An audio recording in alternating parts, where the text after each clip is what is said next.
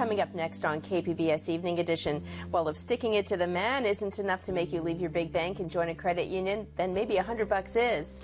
San Diego credit unions are offering all kinds of incentives for tomorrow's bank transfer day. And San Diego schools on the chopping block got a reprieve this week, but trustees still have to figure out how to cut millions from their budget. KPBS Evening Edition starts now.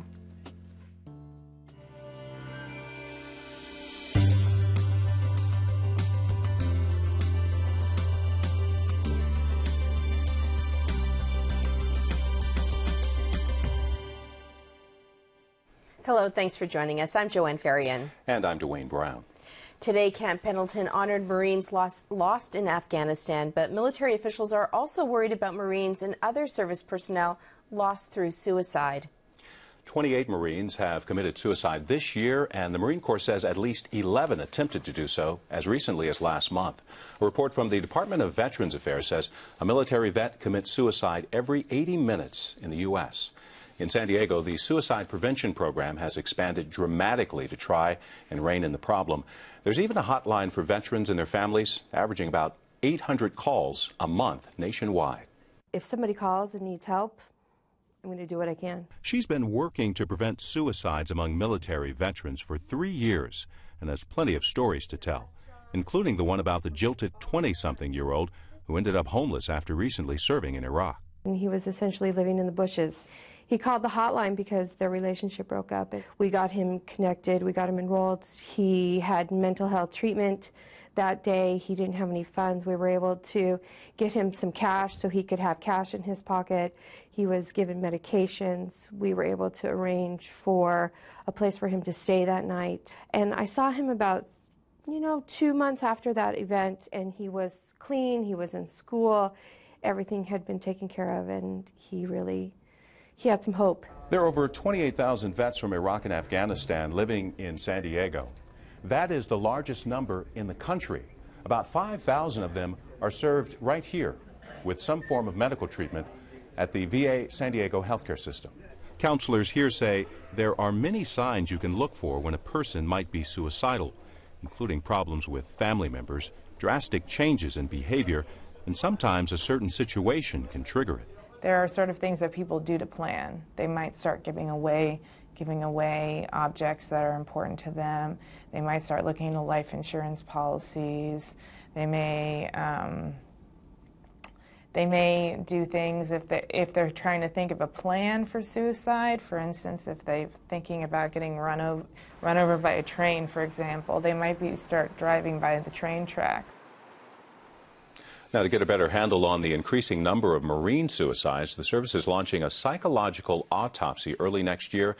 It will examine the final days, weeks, and minutes of each Marine who actually took his own life this year. The rain has not stopped Occupy San Diego protesters in downtown San Diego. They're staying in the Civic Center Plaza, covering up with donated tarps and other gear.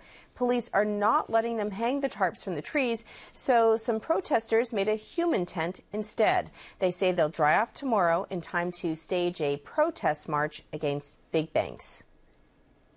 There was a different kind of protest in Scripps Ranch last night. Some residents there are protesting Kaiser Permanente's plan to build a new 450-bed hospital. A public hearing on the plan was held last night. The residents tell our media partner, 10 News, they are concerned about traffic. Kaiser says the new facility would generate 11,000 trips a day on Pomerado Road. Opponents say the actual number is more than double.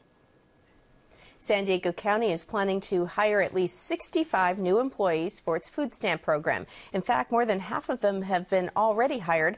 Demand for food stamps has nearly doubled since April of 2009. The new employees will help process applications and answer a telephone helpline. San Diego County has long been criticized for having among the lowest food stamp participation rate in the country. A City Heights elementary school highlights a national trend to make school lunches healthier. But America's finest charter school is taking it a step further. Teachers there say it's actually translating to the classroom in ways they didn't anticipate. This next story comes from Megan Burks and Brian Myers with our partners at Speak City Heights. Last year, the kids all brought their own lunches, and some of the parents were really health conscious and had all organic food, and then some kids would bring literally Twinkies, and chips. So this program is so different and amazing because we know that they're getting healthy food and it'll sustain them for the rest of the day. Well, yesterday we had a chicken and some vegetables and grapes, and it tastes good. Okay, give me a thumbs up if you wash your hands. Table captains, give me a thumbs up if you clean the tables off. At America's Finest, we're actually going to be serving the meals family style, so that means that it's going to come to them in bulk. It's going to come cold, cooked out every morning fresh from our LA kitchen, and then sent down here to San Diego where it'll be heated up and prepped for children. They see this packaged item and they miss the concept that, the chicken they're eating really was a chicken out on a farm. The milk that they're getting really came from a cow. By doing family style, it actually helps the kids see and understand real meals like they would have at home. It's a very good thing for the children, and when I go in the classrooms, actually, I see the kids are happy to eat this, healthy lunch. It's a blessing to have organic food here, not processed. I walk around and I can hear them talking to each other, and when they're asking, please pass the food, I've noticed in class they'll say, oh, can you please hand me a pencil? They have a lot more trust in each other and they're more comfortable with one another. So in a lesson, they won't be as afraid to answer a question or make a mistake or volunteer. So it's translating into the classroom, which is really cool. That story from Megan Burks and Brian Myers, our partners at Speak City Heights. We're told the lunch menu for Monday is a choice between barbecue chicken sandwiches and vegetable lasagna. Yum.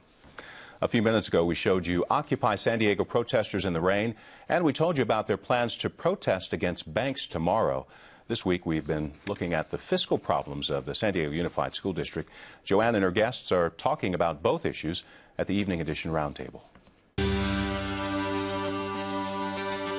Welcome to Evening Edition Roundtable. It's been a busy week for San Diego's Unified School District.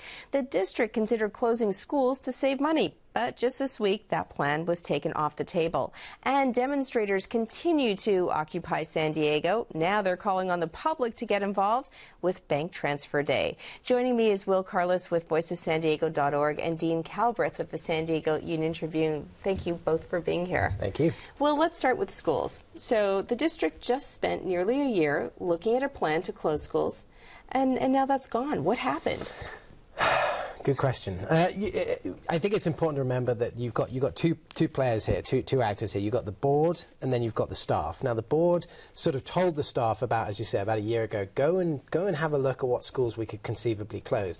And I don't know whether they just sort of weren't thinking that it was actually going to happen, or that they were going to actually come back with the list of schools that they could possibly close. But that's, of course, exactly what they did. And they came back, and the board suddenly were faced with the option of having to close these very popular, very nice little schools, and hundreds of people showed up at the school board meeting holding signs, and some very emotional testimony from kids and from parents and from teachers, people crying, and the board basically said, yeah, we're not going to do that anymore. So the whole public pressure, they caved? Is that what happened? I think it's a mixture of public pressure and just a real realization, a real sort of broad-sided realization that it's not worth it. It's not worth upsetting this many people to save this much money. They were talking about saving about $500,000 per school, and the sort of political calculations started to go on. It was like, well, do I really want to upset this many people to save, what's in relative terms quite a small amount of money?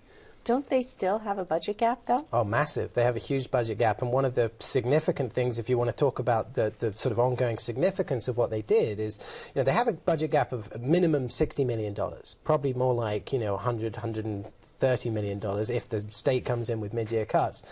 And they have this very distasteful menu of options. Two of the options that they have on the table that they've been talking about since the summer, one of them is school closings, the other one is cutting back on busing and transportation. So far, they've voted down both of those. They're not going to consider either of those. So they're now left with the other options, which are basically look at cutting pay, cutting benefits, firing people and increasing class sizes, and kind of running out of options of where they can find this money. Dean, we hear this. It seems like we hear this every year. Is it different this year? Is that your sense? The past couple years when we've heard it, Fortunately, there was federal stimulus money available. I mean, the stimulus kept us going for 2 years longer than otherwise it would have been. The stimulus did preserve jobs, which is what the Obama administration said.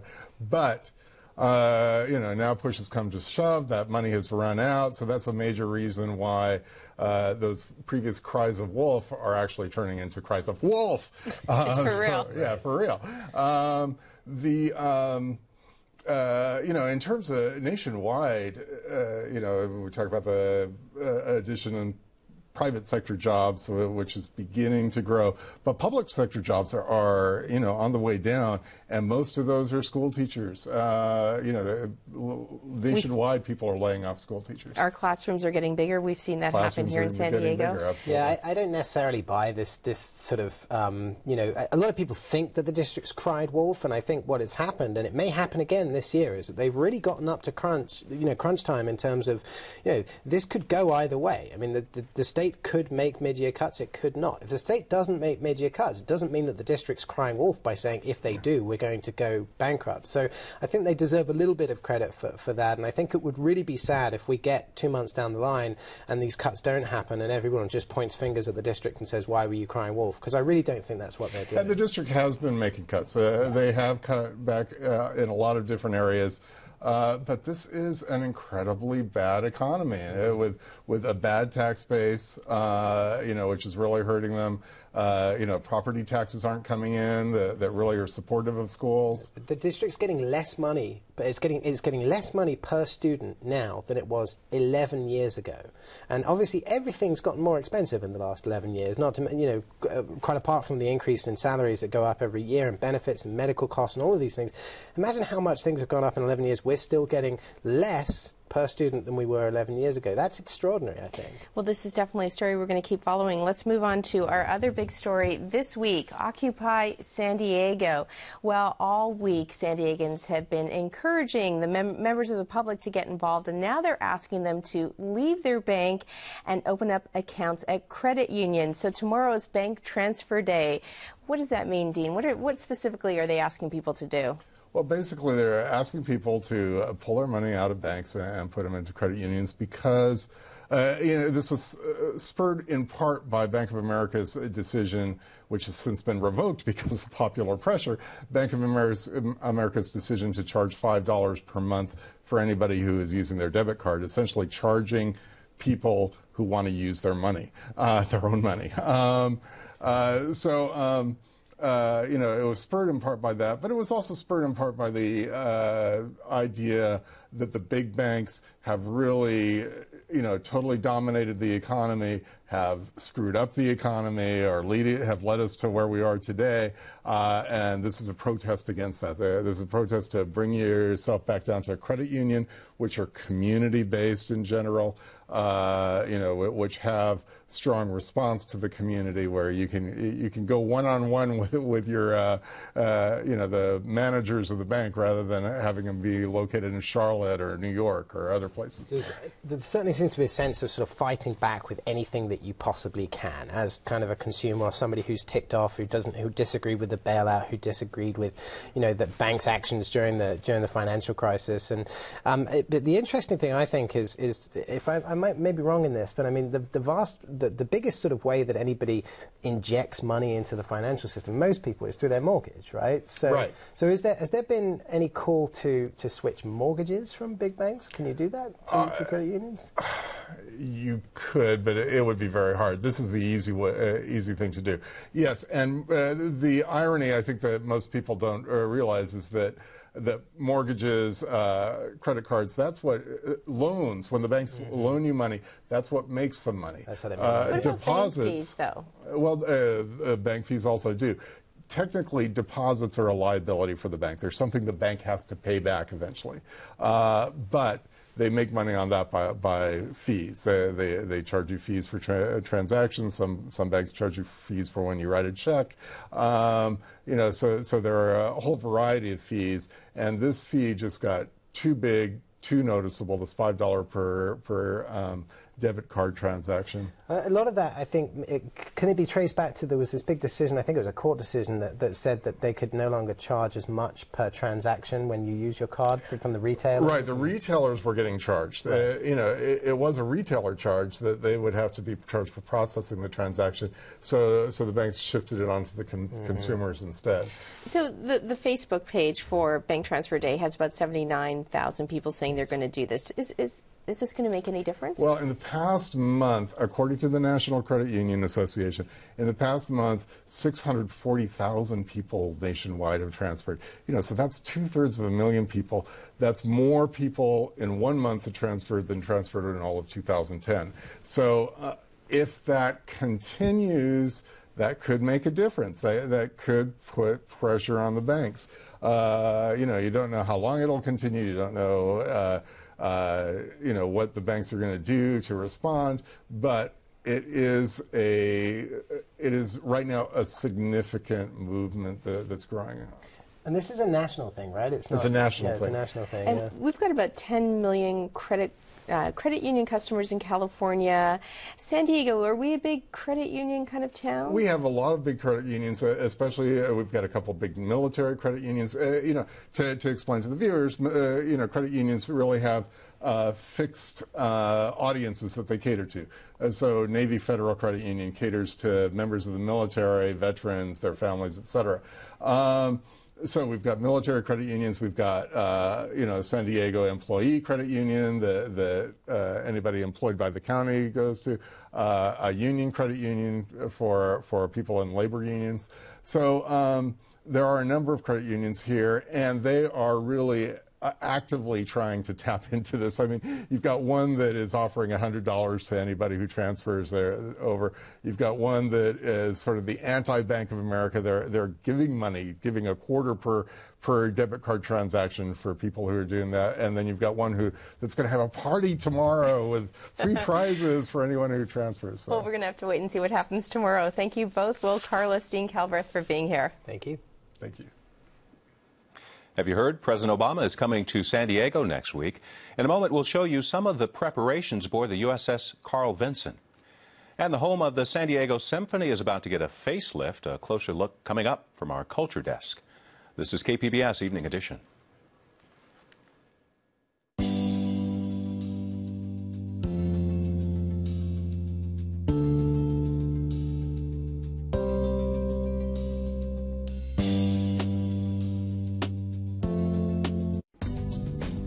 Tonight on KPBS at 8, PBS's longest-running public affairs series, featuring Washington's top journalists analyzing the week's big news stories. Washington Week. Then at 8:30, broadcast media and the web unite with input from an engaged audience on Need to Know. And at 9, the history of the banjo is told by Steve Martin from the PBS Arts Festival in the Blue Ridge Mountains. That's tonight on KPBS. There's an awful lot of stuff going on, an awful lot of information. This country's under threat. Do you know anything about it? Why do you need to know? The death has been announced of the Director General of MI5. Why do you imagine Benedict gave me the file? You tell me. You're going to have to choose sides one day, you know? Remember, people get killed in the middle of the road. Take another look at the bottom of page 8. A masterpiece contemporary. Sunday at 9 on KPBS. KPBS Evening Edition is made possible by Joan and Erwin Jacobs and by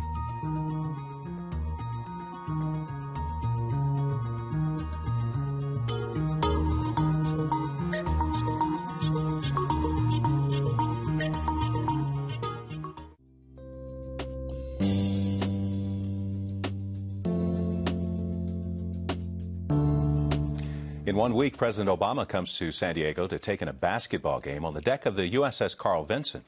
The Navy's already getting the ship ready, building an arena with seats for 7,000 folks.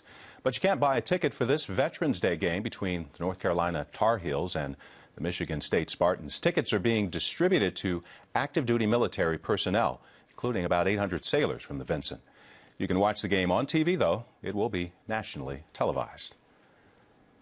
The rain put a bit of a damper on a groundbreaking in southeast San Diego today. The Community College District was launching its new $11 million continuing education branch. The new facility will replace temporary bungalows in use for about 30 years. San Diego Symphony is home. It's getting a new home and a new look, rather. Joanne is actually talking about it with her guest over at the Evening Edition Roundtable.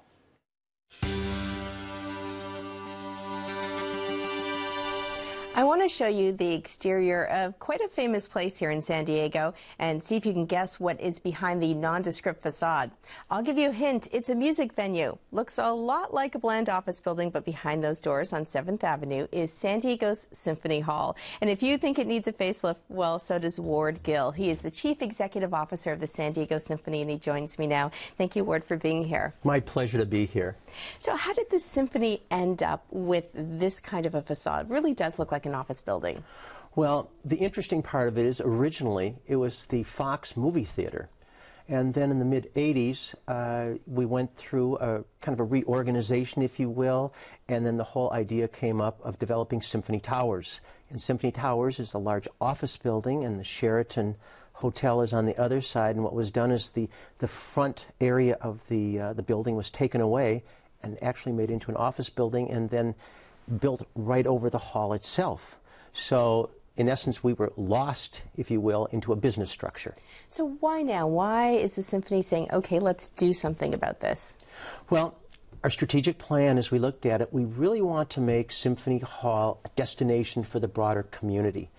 And our core audience always knows where we're located, but we want to create an awareness. We want people to come there and really realize the resource that we have. So during our discussions that we have with our board members and our staff, we're coming to the opinion we need to do something on the outside facade to say what's going on down at that location. And with that, we moved forward. And the Symphony's in fairly good shape right now. You own this building, don't you? We do own the building, and really the transfer of title happened just a year ago. And a philanthropist in the community, Mr. Larry Robinson, back in the mid-'90s, bought the halls so that the structure would stay intact.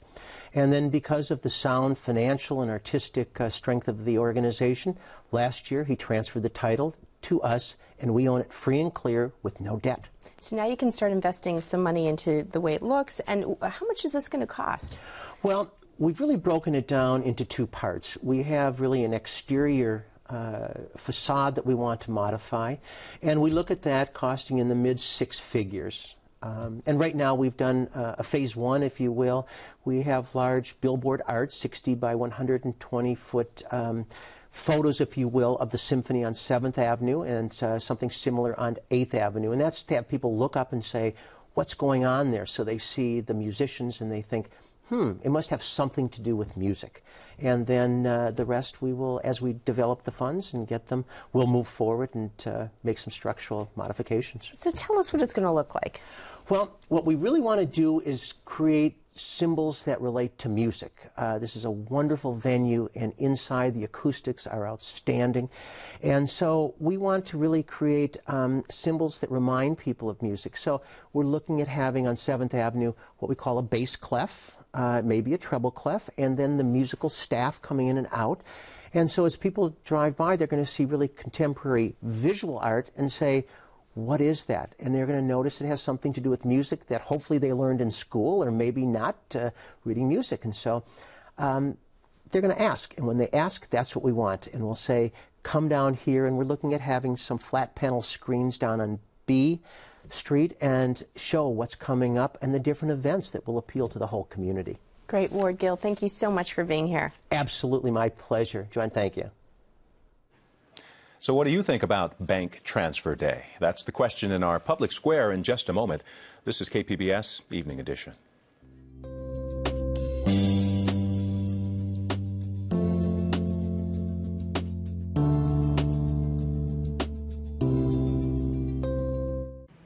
I'm Margaret Warner. On the next news hour, Sandinista leader Daniel Ortega fights for another term as Nicaragua's president. Plus Shields and Brooks. That's Friday on the PBS NewsHour.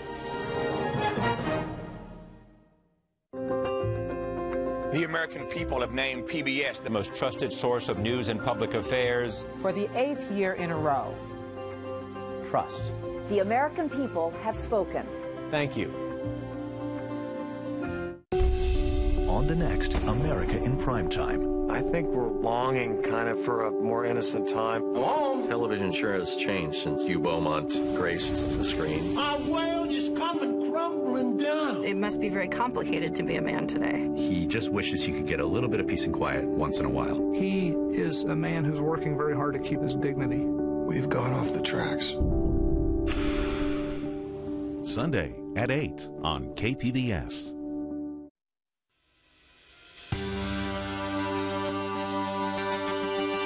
Welcome back to the Public Square on KPBS Evening Edition. Well, as you heard earlier, it's Bank Transfer Day tomorrow across the country.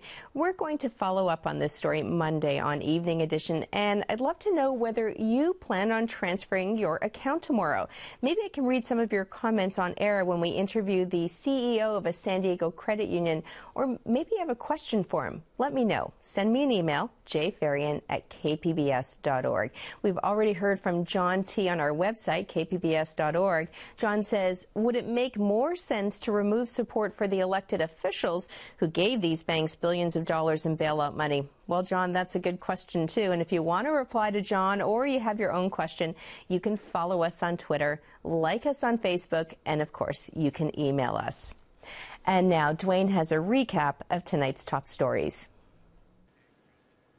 Rainy weather hasn't stopped the Occupy San Diego protests. Members of the movement are staying at the Civic Center Plaza using tarps to stay dry tonight. They're also planning, as you just heard, a protest march against banks tomorrow. And the Navy is getting ready for a Veterans Day visit from President Obama. He's scheduled to attend a college basketball game on the deck of the USS Carl Vinson, along with about 7,000 active duty military personnel on Veterans Day. You can watch and comment on any of the stories you saw tonight on our website, kpbs.org/evening edition. Thanks so much for joining us. Hope you have a great weekend. The Weather Service says showers will stay with us tonight, but things will clear up a bit tomorrow, only for a day, though. Here's a final look at the forecast.